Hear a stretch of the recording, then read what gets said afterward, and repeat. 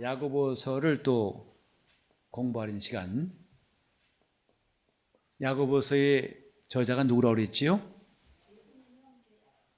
네, 아주 답을 잘하는 거 보니까 공부를 잘하셨어요. 야고보가 여럿이 있지만은 사도 야고보가 아니고 예수님의 형제인 야고보라고 배웠습니다. 이것이 바로 우리가 지난 시간에 진도가 좀 느릴지라도 하나하나 확인하면서 배웠던 결과입니다.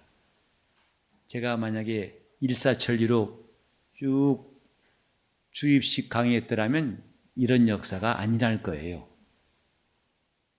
배울 때 우리는 쉽게 배우는 법을 찾기보다는 잘 배우려고 하는 것도 그게 지혜로운 겁니다.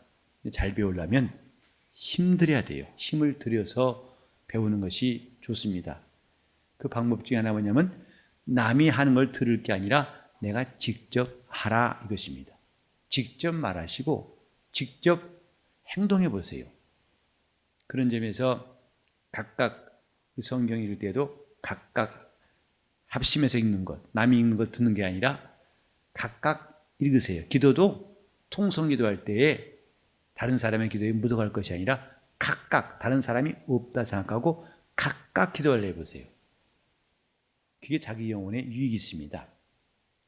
야고보서 제자는 야고보, 곧 예수님의 형제라고 알려진 야고보입니다. 그는 처음에는 예수 안 믿었어요.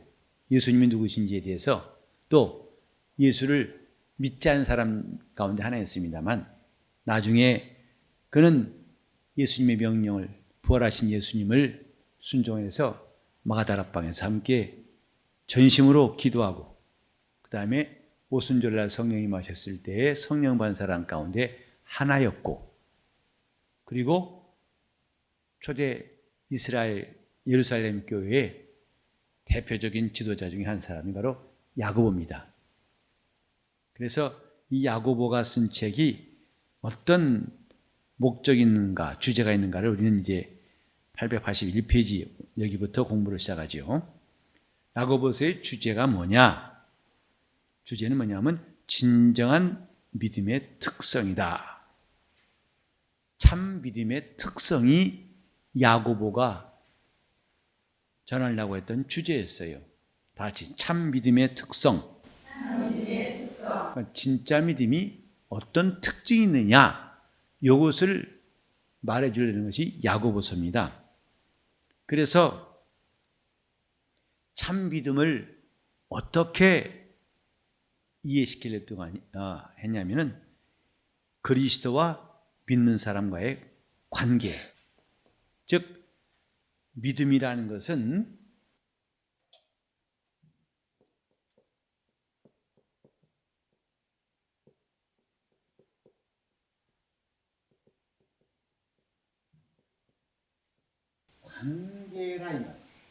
관계예요. 뭐가요? 믿음이란 관계다. 그분과 우리의 관계가 믿음이다. 그래서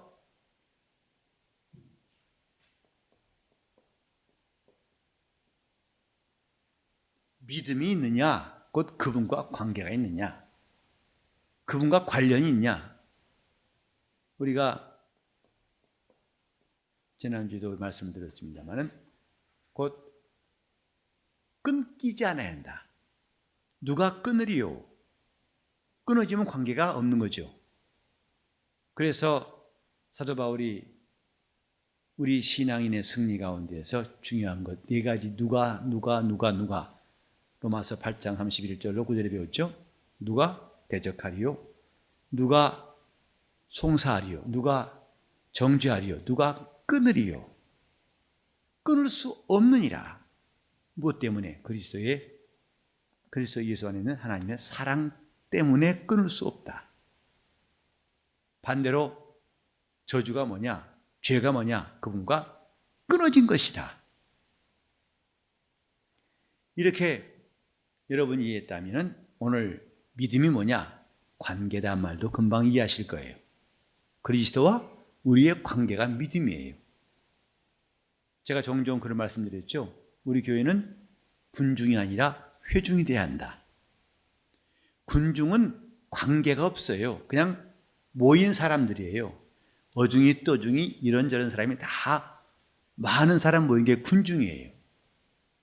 교회는 단지 모였기 때문에 교회가 아니라 모인 사람들의 특징이 있다. 뭐냐? 그리스도와 연결된 사람들이 모인 것이다. 그분이 부르셨고 그분이 모으셔서, 목사가 모은 게 아닙니다. 그분이 모으셔서, 목사가 부른 게 아닙니다. 그분이 부르셔서, 그 다음에 목사가 교회를 세운 게 아니라 그분이 세우신 것이 교회다. 우린 이런 특성을 잘 이해해야 돼요. 그래서 내가 말 안 들으면, 내가 직분 안 하면 목사님 손해겠지. 마치 목사가 부탁하고 목사가 불러서 목사가 세운 것처럼 생각한다면 그건 신앙이라 할 수 없어요. 목사를 통해서 주님이 부르신 줄 믿고 여러분이 순종한다면 그건 참 잘하는 것입니다. 그렇게 순종한 사람들은 마침내 주님이 정말 여러분을 부르실 때 그 기회를 놓치지 않고 여러분은 순종할 수 있어요. 평소에 그렇게 주님의 부르심을 사모한 사람이라면 하나님이 목사를 통해서 나를 부르신다 생각하시고 이런 직분하도록, 이런 일하도록 부르신다 여기서 그렇게 평소에 순종한 사람들은 마침내 주님이 진정 자기를 부르실 때에 그 기회를 놓치지 않는다. 히브리서 13장 1절에 이런 말씀 있죠. 평소에 손님 대접하기를 힘쓰라. 왜? 이로써 부지 중에 천사를 대접한 자가 있다. 그건 창세기 18장에 아브라함을 염두에 두고 한 말입니다. 아브라함이 여호와의 사자를 대접한 일에 대해서 말한 것입니다. 어쩌다 한번 우연히 대접했는데 여호와의 사자였다. 이것은 신앙이 아닙니다. 성경은 그런 말하는 게 아니라 평소에, 다 같이 평소에 그렇게 손님 대접하기를 힘쓰다가 부지 중에 자기도 알지 못하는 사이에 천사를 대접했다. 여러분이 정말 주님의 부르심 받으시려면 평소에 해보세요. 비록 별로 자기 자신보다 나아 보이지 않지만은 주님의 이름으로 되어진 일에 대해서 여러분이 충실하게 순종할 때 여러분 절호의 기회, 주님이 부르신 그때를 놓치지 않고 만날 수 있습니다. 이게 우리가 평소에 작은 일부터 순종해야 할 이유입니다. 주님 말씀하셨죠? 작은 일에 충성한 자에게는 큰 것도 맡길 것이다. 남의 일에 충성한 자에게 자기 것을 맡기실 것이다. 주님은 지금 언제 우리에게 그 일을 맡기시고 언제 우리에게 기회 주실 줄은 아무도 몰라요. 그러나 확실한 건 뭐냐? 평소에 준비한 사람은 그 기회를 얻는다. 이것입니다. 그래서 교회가 뭐냐? 부르셨어요. 우리는 물론 가서 전도합니다. 그래서 내 전도해서 그 다음에 교회 나왔어요. 내가 그를 인도한 것은 아닙니다. 하나님이 나를 사용하셔서 그를 인도했다고 인정하는 게 옳은 말이에요. 그래서 인도자가 아무개라 쓰지만 사실은 나는 누구 때문에 구원받았습니다 말 쓰지 않고 각각 하나님이 나를 부르신 것을 고백하는 게 정상적인 신앙입니다. 나는 혼자 나오지 않고 하나님이 저 사람을 시켜서 나를 부르셨다. 이게 맞는 말이다 이 말이죠. 여러분은 한 사람 한 사람이 지금 교회 나왔어요. 어쩌다 하다 보니 나왔어요. 이건 별로 잘한 말 아닙니다. 그건 주님을 인정하지 않는 말이다 이 말이죠. 시작부터 그건 매우 불확실하고 근거가 없는, 뿌리가 없는 이야기다 이 말이죠. 우리는 처음 시작부터 나를 주님이 부르셔서 여기 와서 주님이 나를 흔들리지 않도록 붙들어 주셔, 모아 주셔가지고 그 주님이 나를 자기 지체로 세웠다. 이렇게 고백하는 여러분 되시기를 바랍니다. 그게 신앙이에요. 그분이 부르시고 그분이 모아주시고 그분이 또 자기 교회를 세우셨다. 우리 교회도 4년 반이 지났습니다. 근데 제 소원은 그랬어요. 처음에 개척할 때 기도가 정말 간절하게 우리 교회는 왔다 갔다 이렇게 바람이 불듯이 왔다가 나가고 들어왔다 나가고 이런 사람이 아니라 정말 제 소원은 주님 우리 교회는 주님이 원하시는 사람이 오게 하시고 우리 교회에 꼭 필요한 사람 보내주시고 또 주님이 예비하신 자들이 다 우리에서 발견되게 해달라고 그 기도를 계속했습니다. 저는 그래서 교인들이 나올 때마다 기뻤어요. 기도의 응답이라 생각했어요. 아, 주님이 부르셔서 우리에게 꼭 필요한 사람이라고 보내셨구나. 하지만 4년 반 지나면서 우리 교회에서 있다가 또 떠난 사람이 참 많습니다. 수십 명이에요. 그래 마음에 좀 아쉬움은 있죠. 그러나 그것까지도 주님께서 오게 하시니까 붙드셔서 아직까지도 함께 신앙생활하는 분도 많습니다. 우리는 몰라요. 누가 정말 주님이 부르셔서 모아주시고 그 교회에 세우셨는가를 우리는 다 모릅니다. 하지만 우리는 부지런히 순종할 때 그 사람이 바로 내가 될 수 있어요. 그렇게 믿고 우리가 순종할 때 우리는 그분이 부르시고 그분이 모으시고 그분이 세우신 사람이라는 것을 확실히 경험할 때가 올 것입니다. 우리는 지금 하나하나가 우연이 아니고 다 같이 주님이 부르시고 주님이 모아주시고 주님이 세우신 교회, 그 교회의 지체라 이 말이죠. 여러분 지금 그런 마음이 그런 담대한 확신이 있습니까? 그렇다면 교회가 하는 일이 어느새 무관심해지고 냉정해지고 나는 몰라, 난 내 멋대로 할 거야 이런 말은 안 나올 거예요. 자기의 사사로운 감정과 이론 때문에 교회와 점점 멀어진 일은 없을 거예요. 처음 시작이 중요합니다. 그래서 우리는 그렇게 시작된 사람들이 교회예요. 분중이 교회가 아니라 회중이 교회예요. 한 사람 한 사람이 그리스도와 관계가 있어요. 나는 가끔 성도들이 대화하다가 무심코 한 말이겠죠. 무심코. 제가요 이 교회에 나오게 된 것이 그럼 매우 멀리 느껴져요. 아, 이 사람은 아직도 우리 교인이 아닌가 보다. 근데 어느새 우리 교회는요 하면 매우 반갑고 가깝게 느껴져요. 여러분은 무심코 말하겠지만 목사는 그게 너무 멀리 느껴지기도 하고 아, 드디어 이제 우리 교회에 장착했구나 마음 들기도 반갑기도 하고. 생수형 교회는요 아직 낯선 사람 같아요. 근데 어느 순간부터 우리 교회란 마음이 생기고 말하게 되죠. 좀 가까운 지체라는 것을 느끼게 된다 이 말이죠. 이게 뭐냐면 그분과 우리의 관계가 분명해지기 때문에 나오는 변화라 이렇게 보는 거예요. 믿음이 뭐냐? 그리스도와 우리의 관계예요. 자, 믿음은 관계다. 시작. 믿음은 관계다. 관계가 생긴 거예요. 남남인 사람이 부부가 되죠. 관계가 생긴 겁니다. 또 부모와 자식이랑 관계가 생기죠. 출생함으로써. 그때부터 남남이 아니라 이 말이에요. 관계가 없는 게 남이에요. 그러나 뗄래야 뗄 수 없는 관계가 생긴 것, 그때부터 우리는 매우 특별한 사이가 되는 것입니다. 그래서 신앙도 뭐냐? 관계예요. 누구와 누구 관계? 그리스도와 우리의 관계. 그런데 그 참 믿음의 특성이 뭐냐 하면은 참 믿음이 그 믿음이 참이냐 아니냐 이것을 분별할 수 있는 그 실체가 뭐냐? 시험이에요. 시험. 그래서 시험을 이기는 사람 믿음은 참이고 시험을 이기지 못한 믿음은 참이 아니다. 야고보는 이것을 지금 말하고 있어요. 그 믿음이 진짜냐 아니냐 구분은 뭘로 판단할 수 있다? 시험을 두고서.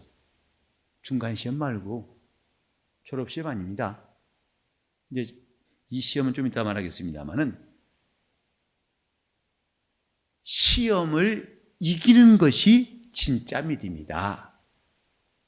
네가 믿음 있냐 없냐 그것을 판별할 수 있는 건 뭐냐? 시험을 이기느냐 아니느냐. 곧 그 시험이 왔을 때 관계가 깨지느냐 견고해지느냐. 그러니까 아무리 우리가 내 믿음은 참이라고 생각할지라도 성경은 그 관계가 끊어지면 그건 참이 아니다 보는 거예요. 우리가 알거니와 많은 우리 신앙의 선진들이 믿음을 위해서 목숨 버렸죠. 그들은 목숨보다도 그리스도와 나와의 관계가 중요하다고 생각했기 때문에 목숨까지 내버렸어요. 그걸 순교라고 그래요. 왜? 그 관계가 너무 중요하기 때문에. 그래서 성경에 주님 이런 말씀하신 적 있죠? 너희가 정말 두려워할 자가 뭔지 아느냐? 육신을 죽이는 자를 두려워하지 말라. 몸은 죽여도 영혼은 능히 죽일 수 없는 자를 두려워하지 말라. 정말 두려워할 일을 내가 보이겠는데 너희 몸과 함께 영혼을 지옥불에 던지는 그분을 참으로 두려워하라. 그래서 지금 육신이 끊어지는 것이 중요한 게 아니라 내 영혼이 그분과 끊어지는 것이 중요하다. 이것 때문에, 이걸 알기 때문에 우리 선진들은 믿음을 지키기 위해서 순교를 사용하지 않았다는 말이죠. 그 관계가 끊어지지 않는 것, 이 믿음이에요. 시험이 와도 관계가 끊어지지 않는 것, 그게 참 믿음이다 이 말이죠. 야고보서는 이 참 믿음의 특성 뭐냐? 시험을 이기는 믿음이다 이 말이에요. 그게 참 믿음이다. 이것을 말하고자 한 것이 야고보서다. 그러니까 제가 이 참 믿음의 특성이 뭐냐를 좀 설명했습니다. 이게 이 시험을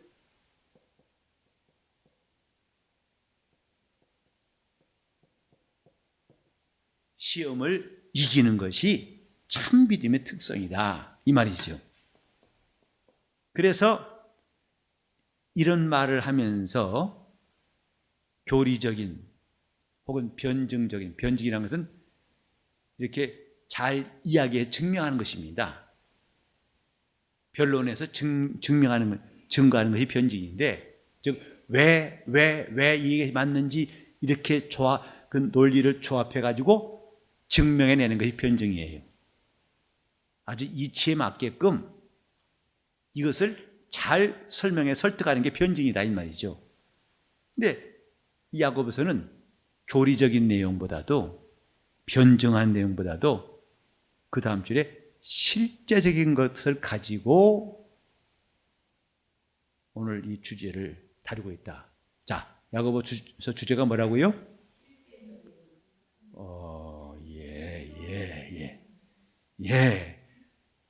지금 창세기 1장에 우리는 들어와 있습니다.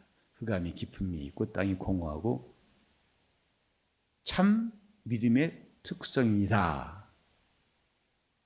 이걸 좀 풀어서 말하자면 참 믿음은 시험을 이긴다. 이것이 야고보서의 주제다 이 말이에요. 자, 주제가 뭐라고요? 혹은 네, 뭔가 끝에 다는 다 나왔어요. 근데 앞에 무슨 다인지 모르겠는데 다는 나왔어요. 다 여러분이 안다고 믿고 넘어가겠습니다. 참 믿음의 특성을 말하는 것이 야고보서인데 실제적인 것들을 제시하고 있다. 예를 들어서 시험을 이겨야만이 참 믿음이다 이런 식으로 교리적인 내용이 아니라 실제적인 것을 가지고서 참 믿음의 특성을 말하고 있는데, 자, 그걸 다시 한번 좀 설명하자면 태도와 행동의 관점에서 우리의 태도, 우리의 행동이라는 걸 통해서 일상생활의 질을 점검하도록, 즉 믿음이 참 믿음이 뭔지를 막연하게 상상하고 관념적으로 이해하라는 게 아니라 내 삶 속에서 이걸 점검하라는 것이죠. 그 믿음이 진짜인지 아닌지. 그렇게 만드는 책이 뭐다? 야고보서예요. 그래서 자, 그 다음에 문장 같이 읽어봅시다. 시작. 참된 믿음은 행동이나 성품이나 변화가 일어나게 하시다. 이게 바로 실제적인 것들이다 이 말이에요. 믿음은 눈에 안 보입니다. 그러나 믿음은 매우 실제적이다. 이것이 야고보의 입장이에요. 믿음을 한없이 관념적으로 말할 수 있어요. 신학적으로. 그러면 나중에는 본인들도 무엇이 믿음인지를 혼란스러워할 거예요. 하나, 야고보서는 매우 실제적인 내 행동이나 성품에 변화가 일어나야 한다. 그래서 이걸 시험을 이긴다. 이게 참 믿음의 특성이다. 라고 했다면 이걸 다른 말로 한다면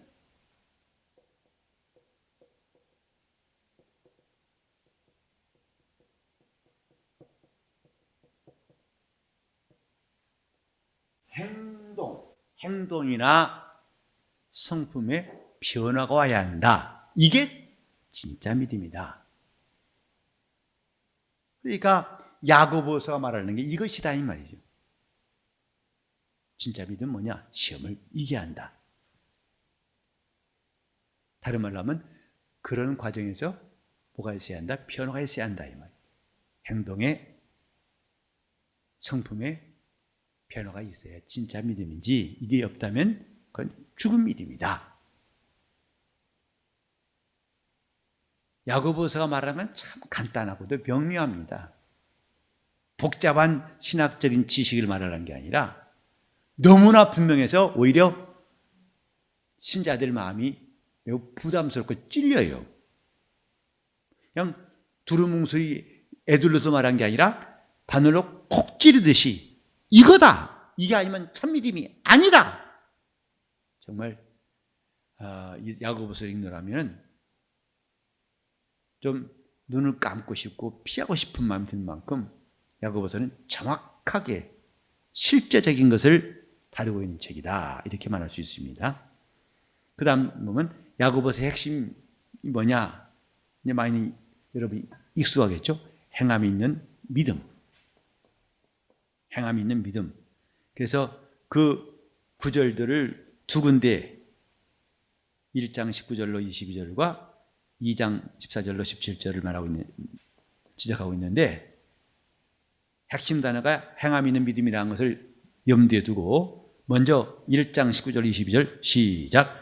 내 사랑하는 형제들아 너희가 알거니와 사람마다 듣기는 속히 하고 말하기는 더디함 성내기도 더디하라. 사람의 성내는 것이 하나님의 의를 이루지 못함이라. 이러므로 모든 더러운 것과 넘치는 악을 내어버리고 능히 너희 영혼을 구원할 바 마음에 심긴 도를 온유함으로 받으라. 너희는 도를 행하는 자가 되고 듣기만 하여 자신을 속이는 자가 되지 말라. 즉 행함이 있는 믿음을 이렇게 강조하고 있다면 이번엔 2장 14절 17절 시작. 내 형제들아 만일 사람이 믿음 있노라 하고 행함이 없으면 무슨 이익이 있으리요? 그 믿음이 능히 자기를 구원하겠느냐? 만일 형제나 자매가 헐벗고 일용할 양식이 없는데 너희 중에 누구든지 그에게 이르되 평안히 가라 더욱게 하라 주지 아니하면 무슨 이익이 있으리요? 이와 같이 행함이 없는 믿음은 그 자체가 죽은 것이니라. 다들 시장하에서 배가 고픈데요. 배에서 신음의 소리가 쪼락쪼락 흐르는데 누가 배고픈 사람! 그래 다들 놀래가지고 나 이랬어요. 행여나 좋은 방법이 있냐고. 집에 가 밥 먹어. 그런 말은 할 필요가 없죠. 왜 물어봐요 그거요? 또 배고픈 사람, 먹고 싶은 사람, 저요. 돈 있으면 빵 사 먹어. 지금 2장 14절로 17절 그거거든요. 배고픈 사람에게 배불러야지. 배 좀 부르게 해. 또 추운 사람 보고 추우면 안 되겠지. 옷 좀 잘 입어. 이게 무슨 유익이냐 이거죠. 이런 말하는 이유는 행함이 없는 믿음은 이와 같은 것이다. 이걸 말하는 거예요. 그게 무슨 이익이 있겠느냐? 헐벗은 사람에게 옷 좀 잘 입어. 이 추울 때는 옷 잘 입어야 돼. 옷을 주지 않고 왜 떨지 마야지. 그러다 어금니 깨지겠다. 무슨 유익이냐? 그 사람을 사악했다는 게 아무 유익이 없죠. 그와 같이 행함이 없는 믿음은 똑같은 것이다. 이 말이에요. 자, 그래서 주로 이런 내용을 다루는 것이 1장의 처음부터 핵심장이 되고 1장이 핵심장이 되는데, 이제 아까 말씀드린 대로 자, 참 믿음은 무엇을 얘기한다? 무엇을 얘기한다? 그렇죠. 그때 이제 이 시험이란 말 중에 테스팅, 시련과 시험, 정확히 말하면 유혹이에요. 이것을 구별할 줄 알아야 한다 이 말이죠. 즉 하나님께서는 테스팅, 시련은 주시지만은 유혹하지는 않으신다. 그러니까 우리가 시험을 참으라 할 때에 유혹을 참으란 말로 마치 하나님이 유혹을 주셨을 때 그 유혹을 네가 받나 안 받나 이렇게 하신 것으로 착각하지 말라는 것이다 이 말이죠. 테스팅, 그에게 하나님이 시련은 주시되 유혹하시지는 않는다. 유혹은 마귀 아니십니다. 그래서 이 두 가지를, 그래서 여기 보면 시련을 만나면 기쁘게 여기고, 그 다음에 시험, 유혹을 만나면 이것은 하나님 주신 것이 아니다. 그래서 이걸 이기라, 이런 말이죠. 우리는 아주 실제적인 문제, 신앙에 대해서 실제적인 문제를 야고보서를 통해 볼 수 있습니다. 다시 한번 또 복습해 볼까요? 여러분이 지난 시간에 야고보서 저자가 누군가를 자꾸 하나씩 복습해 보니까 많이 남죠? 남아요, 안 남아요? 그리고 그 다음 이야기는 별로 안 남죠? 왜 빨리 지나갔거든? 별로 안 남죠? 공부는 열심히 할수록 많이 남아요. 쓱 지나가면 별로 안 남아요. 그런 의미에서 한 번 더, 자, 야고보 주제가 뭐다? 예. 저도 중국나 우리나라가 국론 통일돼야겠어요. 너무나 이게 갈등들이 남남 갈등, 북남 갈등 많은 것 같은데, 자, 다시 한번 좀 국론 통일해가지고 야고보 주제가 뭐다? 그걸 다른 말로 하면 참 믿음은 시험을 이기는 것이다. 다른 말로 하면 행동과 생품에 있어서 변화가 있어야 된다. 이것이다 이 말이죠. 그럼 우리는 성경을 볼 때마다 이것이 예수 그리스도와 어떤 관계에 있는가를 보는 것은 매우 지혜로운 겁니다. 왜? 이미 주님 말씀하셨죠. 이 성경은 나에 대해 증거한 것이다. 성경은 예수 그리스도를 증거한 책이라고 믿기 때문에, 그렇다면 각각의 성경, 오늘 같은 경우 야고보서는 예수 그리스도와 어떤 관계에 있는가, 이걸 보는 것도 많이 유익합니다. 즉 각 성경책마다 예수 그리스도는 이런 분이시다, 곧 그리스도 예수와 그 성경의 이제 관계에 대해서 말하고 있으니까 그걸 살피는 게 중요합니다. 야고보서는 여기 나와 있는 것처럼 예수를 주 예수 그리스도라, 그래서 주님의 강림을 기다리고 있다. 여기 마지막 결론 부분에 나옵니다. 주님의 강림을 기다리라. 결국은 믿음은 누구를 기다리라는 것입니까? 참 믿음이라는 것은 결국은 주님을 기다리는 것이 되어야 한다 이 말이죠.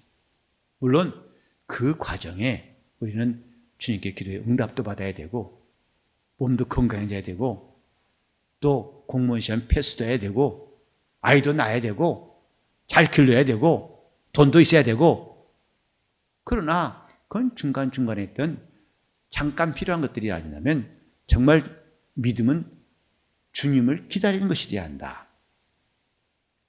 그걸 말하고 있는데, 이 야고보서가 예수에 관한 특징에 대해서 어떤 것이냐 하면은 그리스도에 대한 언급은 별로 나와 있질 않아요. 예수 그리스도에 대한 언급은 많이 있다 없다? 별로 없어요. 이제 앞으로 우리가 하나씩 보겠습니다만은, 이제 본문 들어 보겠습니다만은, 예를 들어서 마태복음 같은 경우는 예수에 대한 내용들 여러분 지금 기억나는 게 몇 가지 있죠? 그가 나시면 어떻고, 그분이 오실 때에 침례 요한이 와서 무슨 말 했고, 그 다음에 마태복음 같은 경우는 그리스도 하신 말씀이 5장, 6장, 7장에 집중으로 산상수훈으로 나와 있죠. 그리고 주님께서 바리새인 만났을 때, 누구 만났을 때 하신 말씀이 많이 있죠. 그런 것들을 생각한 사람들이 야고보서 가면 싱겁다고요. 왜? 그리스도에 대해서 말한 것이 별로 눈에 띈다 안 띈다? 안 띄어요. 왜 나만 안 띈다고 혼자 말하지? 여러분들은 왜 대기 중이지? 자, 근데 신기한 것은 야고보서를 보다 보면 그리스도의 가르침에 영향받은 부분이 참 많다. 직접 언급은 하지 않지만은 그분의 영향받은 내용들이 참 많다는 것을 볼 수 있다. 예를 들어서 산상수훈, 곧 마태복음 5, 6, 7장에 나와 있는 주님의 교훈을 산상수훈이랍니다. 산에 오르셔서 내리신 교훈이다. 산상수훈이라고 그래요. 어디를? 마태복음 5장, 6장, 7장. 그 내용과 야고보의 사고와는 많이 연결되어 있는 걸 볼 수 있다. 아주 거기 쭉 써 있습니다. 약 15번 정도의 간접적인 언급이 있다. 야고보서의 특징이 뭐냐 하면 예수 그리스도에 대해서 직접적인 언급은 많다 적다? 거의 없어요. 그죠? 근데 간접적인 언급들, 즉 산상수훈하고 야고보서를 비교하다 보면 상당히 15번 정도가 나와 있다. 이것입니다. 한번 예를 들어 봅시다. 야고보서 우리 1장 2절을 보시겠습니다. 야고보서 1장 2절을 찾을 텐데, 동시에 어떤 분들은 마태복음 5장 10절로 12절을 찾아보세요. 나눠가지고 우리 서로 역할 분담해 봅시다. 야고보서 1장 2절을 누가 찾으시고, 그 다음에 어떤 분은 정해져야 돼. 남자 별로 없네. 뭐 알아서 찾으세요. 알아서 마음껏. 자, 야고보서 1장 2절을 한번 읽을 동안에 어떤 분들은 어떤 사람 누군지 자기가 아실 겁니다. 마태복음 5장 10절로 12절 찾아보세요. 자, 시작. 네, 형제들아, 너희가 여러 가지 시험을 만나거든 온전히 기쁘게 여기라. 여기에 온전히 여러 가지 시험이라고 했죠. 자, 마태복음 5장 10절로 12절 시작.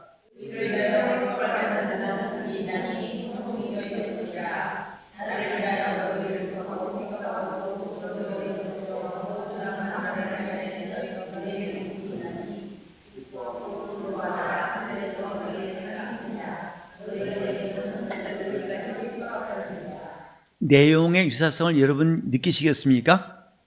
시험을 이기라. 만나거든 언제 기쁘게 여기라. 앞에 주님 말씀은 나를 위해 핍박받고 또 욕하거든 즐거워하고 기뻐하라. 이렇게 산상수훈하고 야고보서 내용이 연결되어 있다는 것을 볼 수 있다 이 말이에요. 간접적인 그 언급들이 약 15번 정도 나온 것이 야고보서다. 겉으로는 그리스도를 직접 말하지 않는 것 같지만은 그의 가르침과 사상이 많이 배어 있다. 이게 야고보서의 특징이에요. 그래서 끝줄에 보시면 이 야고보서는 초기 메시아적 유대교의 관점에서 그리스도를 표현하고 있다. 참 말이 어렵지요. 쉽게 말하면 유대교의 관점에서 본 그리스도를 말하고 있는 게 야고보서다 이 말이죠. 유대인들이 왜? 유대교에 뭐길래? 그들은 누구를 기다릴까요? 메시아를 기다려요. 그러니까 메시아를 기다리고 있는 유대교적인 관점에서 그리스도를 말하고 있기 때문에 직접적인 언급은 많지 않지만 사실은 그 내용을 살펴본다면 예수님의 가르치심과 야고보서에 말한 것이 상당히 연결되어 있는 게 많다. 무슨 말인지 이해하시겠죠? 이게 야고보서예요. 겉으로는 잘 안 보이지만 그 내용이 주님의 가르치심을 말하고 있다 보니까 이것은 초기 메시아적인 유대교. 유대인들도 누구를 기다려요? 메시아를 기다립니다. 다만 그들은 아직도 메시아가 오지 않았던 것 뿐이에요. 그래서 지극히 구약 성경적인 곧 율법적인 메시아를 바라는 그들의 자세, 율법적이죠. 그런 것들을 볼 수가 있다. 그런데 야고보서는 예수 그리스도에 대해서 간접적인 언급들로 많은 부분들이 나와 있고 그것이 곧 초창기 메시아적 유대교의 냄새를 풍기는 그들의 관점에서 본 그리스도를 말하고 있다. 이렇게 얘기할 수가 있습니다. 자, 그렇다면 이 야고보서는 성경의 어떤 점들을 유익하게 하고 있는가? 성경 전체의 야고보서는 어떤 역할을 하고 있을까? 이것을 또 한번 보겠습니다. 처음에 보면 마틴 루터는 야고보서를 어떻게 평가했다? 그래서 뭐라고 했어요? 참 대우를 잘 받은 거예요? 못 받은 거예요? 별로 관심 안 뒀어요. 이유가 뭐냐? 다른 성경들, 복음서라든지 바울서신과 비교해 봤을 때에 그리스도가 하신 일이나 구원의 길에 대해서 야고보서는 많이 구체적으로 말하고 있다, 아니다? 예? 해도 여러분은 아니다고 해야 됩니다.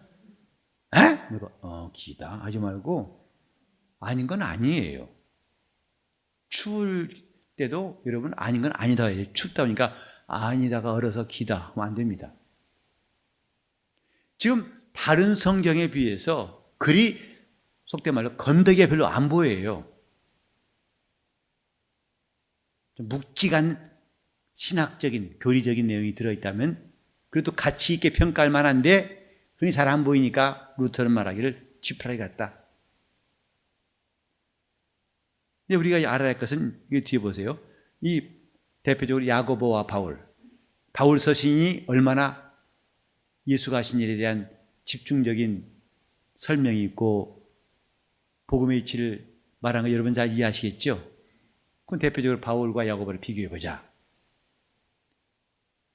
대개 사람들은 바울 서신과 야고보서를 놓고 볼 때 어떤 쪽에 무게를 많이 두는 것 같다?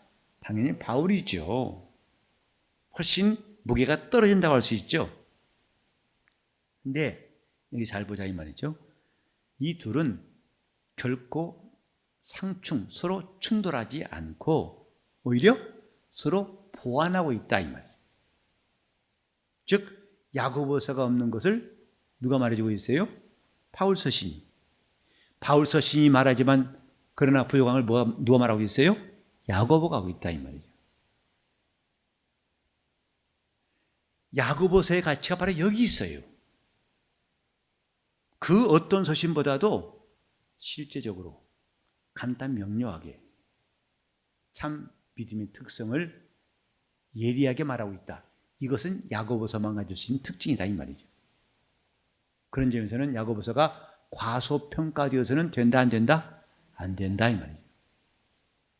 그 다음 페이지 보시면 이 야고보서는 매우 실제적인 성격이다. 많이 들어봤죠 이제? 야고보서 내용은 이론적인 게 아니에요. 행동과 성품과 말과 지혜와 아주 실제적인 것들을 다루고 있어요. 그렇기 때문에 이 다른 데서 볼 수 있는 교리적인 신학적인 묵직한 내용은 별로 없지만 그 다음 보세요. 전혀 없는 것은 아니다. 별로 없다고 해서 아예 전무한 게 아니라 있다 이 말이죠. 뭐냐? 자, 야고보 1장 12절 13절 시작. 복이 있도다. 이것에 옳다 인정하심을 받은 후에 주께서 자기를 사랑하는 자들에게 약속하신 생명의 멸류관을 얻을 것입니다. 사람이 시험을 받을 때에 내가 하나님께 시험을 받는다 하지 말지니 하나님은 악에게 시험을 받지도 아니하시고 친히 아무도 시험하지 아니하시고. 이 내용 보세요. 여기서 보면은 하나님은 약속하신 멸류관을 주신다. 중요한 교리적인 내용이에요. 단순히 행동과 성격과 변화만 말하는 게 아니라 이 내용 자체가 중요한 교리적인 내용입니다. 하나님은 이기는 자들, 참는 자들에게 옳다고 인정하실 때에 그에게 뭘 주신다? 반드시 생명의 멸류관 주신다. 곧 보상에 관한 메시지. 그 다음에 13절에도 하나님의 속성에 대해서 말합니다. 하나님은 악에게 시험을 받지도 않고 시험하지 않는다. 이건 중요한 교리의 내용이에요. 그러니까 야고보서가 두드러지게 교리적인 것이 없다고 할 수는 그게 많지는 않지만은 없다고 할 수는 없다. 이해하시겠습니까? 이해를 별로 안 하신 것 같네. 한 번 더 이해하면 두 번째는 많이 이해하실 것 같죠, 그죠? 그래서 안 물어보겠습니다. 자, 다시 또 하나 봅시다. 이렇게 우리가 지금 많지는 않지만 없지는 않다 이것인데 17절, 18절 시작. 저와 온전한 선들 다 위로부터 빛들의 아버지께로서 내려오나니 그는 변함도 없으시고 회전하는 그림자도 없으시니라. 그가 그 조물 중에 우리로 한 첫 열매가 되게 하시려고 자기 뜻을 좇아 진리의 말씀으로 우리를 낳으셨느니. 여기 중요한 교리적인 내용이 뭘까요? 두 가지 나오죠. 하나는 하나님은 누구시다? 변함도 없으시고 회전하는 그림자도 없으시다. 중요한 교리적인 내용이에요. 또 하나는 뭐죠? 자기 뜻을 좇아 진리의 말씀으로 우리를 낳으셨느니라. 교리적인 내용이 없다고 할 수는 없어요. 지금 그걸 말한 것입니다. 나머지는 여러분이 보시도록 2장 1절, 10절로 13절, 19절 여기 쭉 나온 것은 여러분이 같은 방법으로 찾아보시면 좋겠습니다. 즉 야고보서라고 해서 교리적인 서술들이 없는 것은 아니다. 그 다음에 야고보서는 매우 간결하고도 권세가 있고 꾸밈이 없는 수수한 문체. 문체란 말 알죠? 문장에 뭐라고 하지? 난 문체라는 게 설명이 안 되네. 문체란 말 아시죠? 우리말이 어렵지? 하여튼 문체. 근데 이것이 여러분 지난번에 로마서 8장 31절로 9절 읽어보신 기억납니까? 누가 끊으려 해가지고 바울이 줄줄줄 쭉 환난이나 핍박이나 적신이나 기근이나 위험이나 그거 보셨죠? 그런 문체에 비하면 야고보서는 매우 간단해요. 그래서 이렇게 또 화려한 서술도 없이 아주 수수한 옷차림 같이 그런 문체로서 그 다음에 다음 주 보면 단호한 윤리적인 태도가 보입니다. 기면 기고 아니면 아니고, 너 왜 남을 판단하느냐? 너도 심판받을 줄 알지 못하느냐? 아주 단호합니다. 이런 야고보서의 특징을 말할 수 있고, 자, 그 다음 달라보세요. 야고보서는 바울처럼 자신이 처한 상황에 대해서는 전혀 언급하지 않습니다. 즉 야고보서의 상황을, 자신 상황을 이 야고보서를 읽는 기간 동안에 한 번도 볼 수가 없어요. 그러나 바울은 말했죠. 뭐죠? 나는 바리새인 중에 바리새인이요, 히브리인 중에 히브리인이요, 가말리엘 문화 사람이요. 또 내가 차라리 죽을지언정 내가 값없이 주를 위해 봉사하고 대가를 바라지 않는다. 너희는 내게 눈을 빼줄 것처럼 나를 사랑했었고, 이런 말이 안 나와요. 자신의 형편과 처지에 대한 말이 전혀 안 나오는 것이 야고보서라 이 말이죠. 그래서 매우 의례적이고 매우 엄격하고 권세 있게 쓰여진 것이며, 뭐가? 야고보서가. 그 다음 재밌는 게 뭐냐면 명령문이 많이 있어요. 그래서 전체가 야고보서는 108절이랍니다. 절수가. 근데 반이 명령문이에요. 여러분, 한번 우리 1장에서 제일 먼저 나온 명령이 뭘까요? 기쁘게 여기라. 여러분들 제법 호흡이 잘 맞습니다.